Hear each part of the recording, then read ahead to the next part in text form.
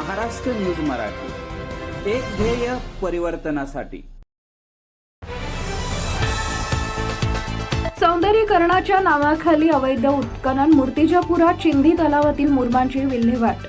मूर्तिजापूर नगर परिषद हद्दीत चिंदी तलावाच्या सौंदर्यीकरणाच्या नावाखाली लाखो रुपयांचा निधी उपलब्ध असून कामं जोमानं सुरू आहे। मात्र एका ठेकेदारानं दुसऱ्या ठेकेदाराला त्यातील मुरुम हा रस्त्यावर टाकण्यासाठी विक्री केल्याची धक्कादायक बाब दिनांक 2 डिसेंबर रोजी स्थानिक नागरिकांच्या सतर्कतेमुळे उघडकीस आली।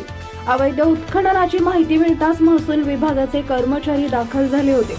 या ठिकाणी 12:30 वाजता 2 पोकलेन, जेसीबी व 6 टिप्पर याच्या माध्यमातून अंदाजे 2000 ब्रासचे अवैध उत्खनन करून देवरण रस्त्यावर अंदाजे 1 किलोमीटर पर्यंतच्या रस्त्यावर मुरुम टाकण्यात आला।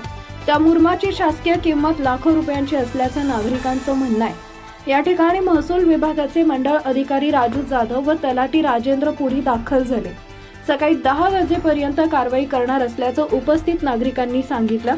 या प्रकरणात महसूल विभाग काय कारवाई करतात याकडे नागरिकांचं लक्ष लागलंय। या विषयावर कठोर कारवाई करण्यासाठी नागरिकांनी दिनांक 3 डिसेंबर रोजी उपविभागीय अधिकारी संदीप कुमार अपार, तहसीलदार रवींद्र राऊत, जिल्हाधिकारी विभागीय आयुक्तांकडे तक्रार केली। निवेदन देताना मोहम्मद शफी, शिराउद्दीन, फिरोज खान, अजमत खान उपस्थित होते। मूर्तिजापूरच्या तहसीलदार शिल्पा बोबडे तसेच नगरपालिकेच्या मुख्याधिकाऱ्यांनी सदर ठिकाणी संयुक्त मोका पाहणी करून सौंदर्यीकरण व रस्त्यासाठी वापरण्यात आलेल्या गौण खनिजाबाबत सार्वजनिक बांधकाम विभाग व नगर परिषदेच्या अभियंत्यांकडून रॉयल्टी सादर करण्याचे निर्देश दिले। त्यावर दोषी आढळल्यास संबंधितांवर दंडात्मक कारवाई करण्यात येईल। बाळासाहेब गणोरकर, अमरावती विभाग, ब्युरो चीफ।